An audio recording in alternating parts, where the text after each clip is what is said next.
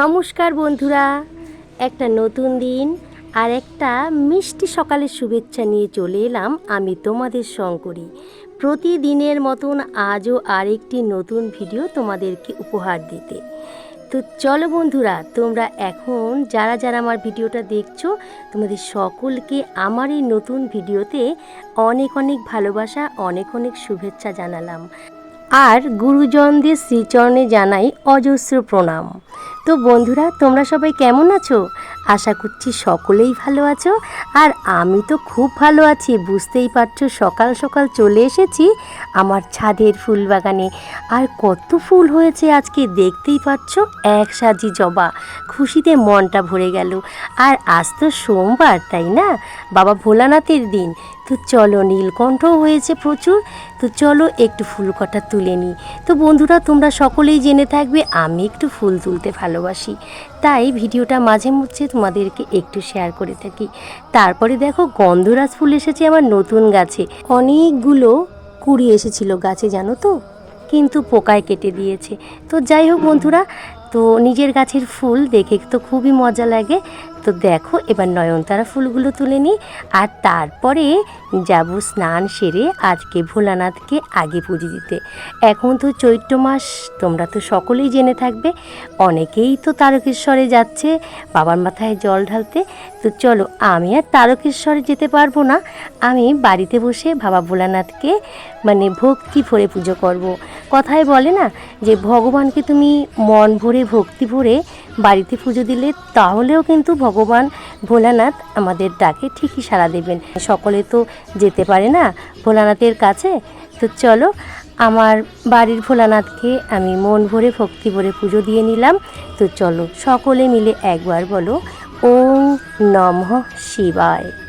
তো আমরা বাবা ভোলানাথের কাছে আমাদের সকল মনস্কামনা, মনের বাসনা আমরা ভোলানাথকে জানাই আর ভগবানের কাছে কামনা করি আমার সকল বন্ধুরা যে যেখানেই থাকুক না কেন সকলেই যেন ভালো থাকে, সুস্থ থাকে।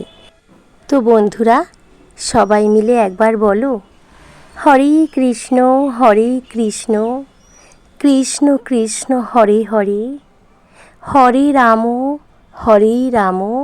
রাম রাম হরে হরে।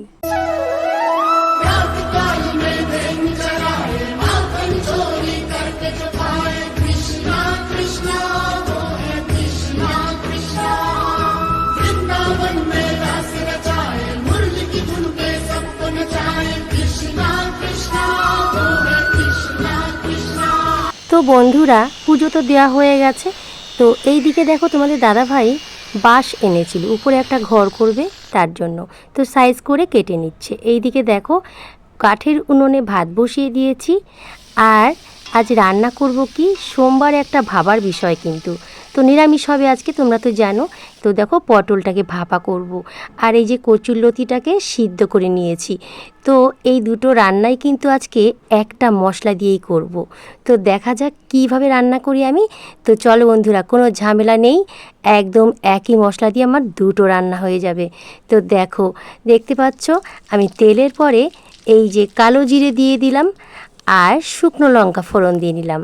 তো দেখো, এবার আমি এই যে সর্ষে আর কাঁচা লঙ্কা, একটু আদা, আর কি দিয়েছিলাম, পাকা টমেটো। তো এই মিক্সি আমি করে নিয়েছি। এবার দেখো, আমি কিছুটা এই যে কচুরলতি রান্না করব, কিছুটা হাফ মশলাটুকু এর মধ্যে দিয়ে দিলাম। আর বাকি হাফ রেখে দিলাম, পটলটাকে আমি ভাপা করব। তো চলো কচুরলতিটাকে রান্না করে নিই। আর একটা কথা জানো তো বন্ধুরা, কচুরলতি যেভাবেই রান্না করো না কেন আমাদের তো খুবই প্রিয়। আমার বাড়িতে ছেলেমেয়েরাও খুবই ভালোবাসে, আর আমার বন্ধুরাও জানি কচুরলতিটাকে খুবই ভালোবাসে। তো তোমরা কিন্তু এইভাবে রান্না করে দেখতে পারো বন্ধুরা, নিরামিষভাবে। তো খুবই ভালো লাগে। তো চলো দেখো, আমার লতি কিন্তু রান্না প্রায় কমপ্লিট, একটুখানি বাকি আছে।